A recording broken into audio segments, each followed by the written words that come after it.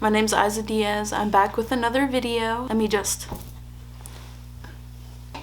Anyway, I apologize for the ring light reflection. I would take off my glasses, but I literally can't see anything. I'm gonna cut straight to the point. So, first, I got sent to the mental hospital for the first time because I took LSD, I got psychosis and mania. And this is what a mental hospital is like. If any of you are wondering, for me, you wake up at like 5 a.m. to get your vitals. Once you get your vitals, you could either go back to sleep or just stay up, which I was pretty grateful for. At about 7 or something, they give breakfast. What are you having for lunch, dinner, whatever? And you get to choose, at mine at least. And then they ask if you're going to group therapy or not. There's something called the day room, and all the patients have to go to the day room to do their therapy so they could be on the good boy list so they don't get punished. Our form of punishment, it was green, yellow, and white. White was like the worst form of punishment. You couldn't go outside, you couldn't talk to friends, and you'd only have to stay in your room. During group therapy, the staff would ask, how are you feeling? Any random question like, what's your favorite animal or something? Your high and low for the day, your triggers and coping mechanisms. And so you go to group therapy throughout the day, and ooh, these dogs. So our unit, I was in the adolescent unit. We were separated into groups, A and B groups. You could have been A for the day or you could have been group B. And then we'd have lunch at 12 p.m. Then go to more group therapy. Then we would have dinner at 4 p.m. and then go outside, come back, take a shower, do more group therapies. We got to have free time, which is basically we were in the day room. We could just either draw, do some artistic stuff, or watch some movies, play Uno, play some board games. After dinner and after we went outside, we would get our phone calls. So after that, we'd have the closing group therapy. And so, yeah, I was there for about a week. I still have my psychosis. I didn't get better. I don't think I took any medication, which I didn't want. Thank you very much. And then I just went back home. But obviously, I didn't get better, so my family was like, she's not getting better. I'm pretty sure I got worse. After I came back from the mental hospital the first time, I felt like an alien. When I went outside in public, I would have panic attacks. It was so uncomfortable. Yeah, I went back the second time. The second I walked into the unit, I was crying. My friends were like, oh my god, A, because they called me A. And I was like, oh my, like I want to hug you guys, but we couldn't because of Corona. They wouldn't let us hug anybody. Oh my god, and that's so stupid because obviously everyone in there is depressed or they have some type of illness. And physical affection, you know, makes your serotonin increase. Maybe a hug would have made somebody feel better.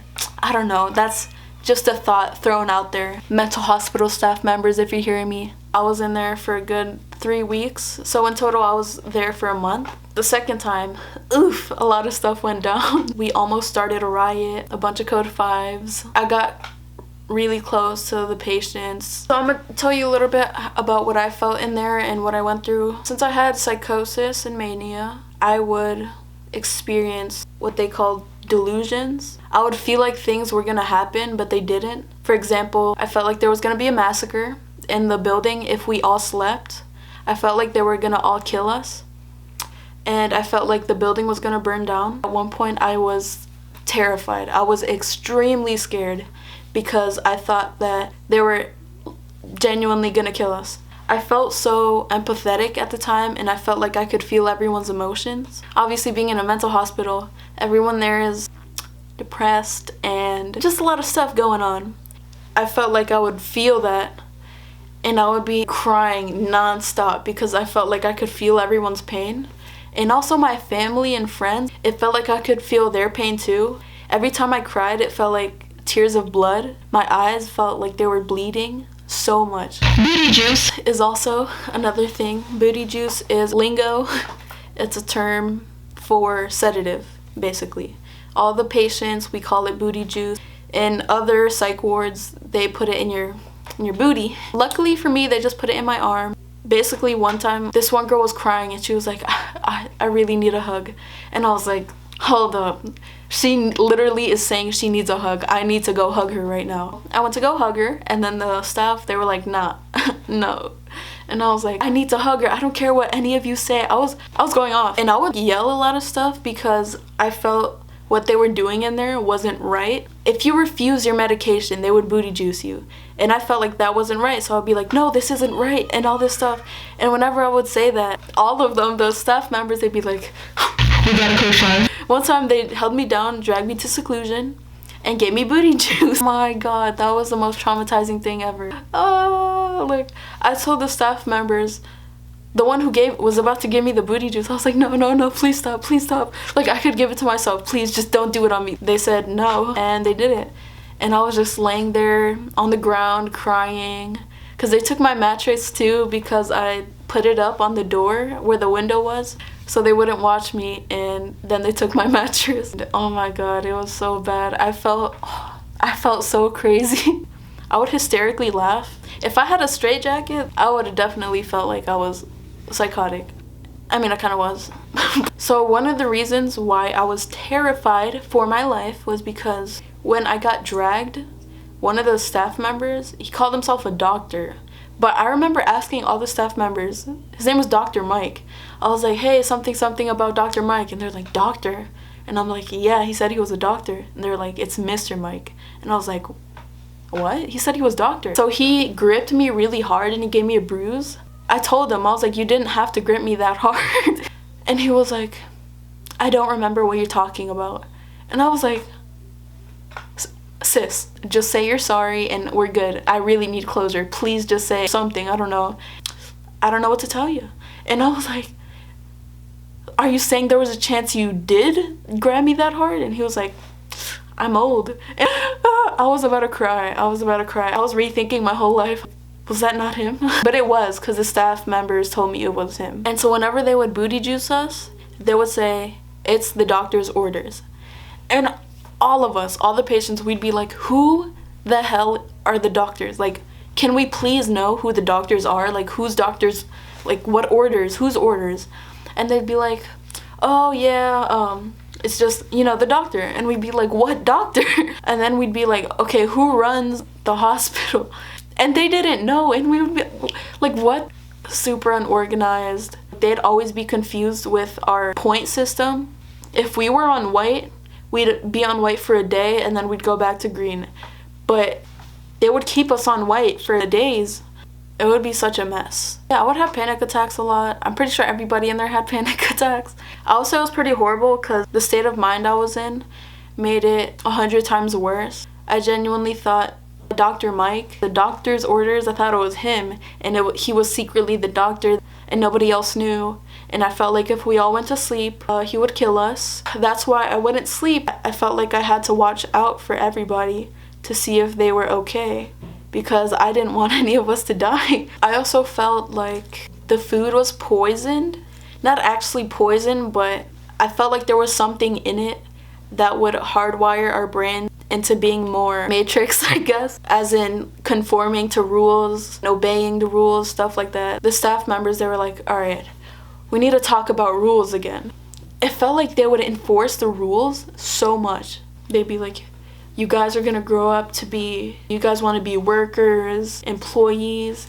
And then I remember one of my friends, I was talking to him about how we could make our own business and company. We don't have to work for anybody. That's just what they tell us. So when the staff asked that about how we're going to be workers and how we're going to work under somebody, the friend that I told the stuff about, he was like, no, I'm going to do what I want to do. I'm not going to work for anybody else. And then the staff member was like, don't you want to work for somebody? And then he was like, no, I want to work for myself. I'm my own boss. I don't know, I felt like it was such a bad thing to say. I felt like they were trying to program us to be good, conforming citizens who worked for somebody else. I don't think I ever did anything bad. I never hit anybody, and I was never violent towards anybody. They were literally violent to me. I would tell them not to touch me, and I wouldn't touch them, but they'd be like, not actually hit me, but just like hold me down or something. Every time I'd be like, I don't need medication to make myself better. I can make myself better. by myself. I don't need to depend on anything. I know what's best for me. Please don't give me medication. And they'd be like, no. Obviously I couldn't refuse, or else I would stay there for a very, very long time, or I would get booty juiced. They would always enforce the medication all the time. I remember one time a nurse came and we never saw her before.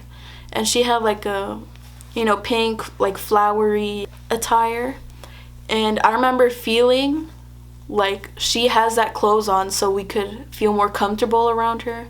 But I know that there's something like dark. I don't know what it was, I just felt it, alright? One kid over there is having a panic attack. And then one of the patients, they're like, oh, like chill with the medication. Can't you see he's having a panic attack? And she's like, I don't care about your mental health problems. Just take the medication. And everybody was like, what? How? How is this allowed? Everybody started noticing something was off. All the patients, we all started noticing that we don't think mental hospitals, at least the one that we were in, we don't think that was actually there to help us get better, but for profit from the medication. We went outside one day, and then this one patient tries to run away, but obviously she's not fast.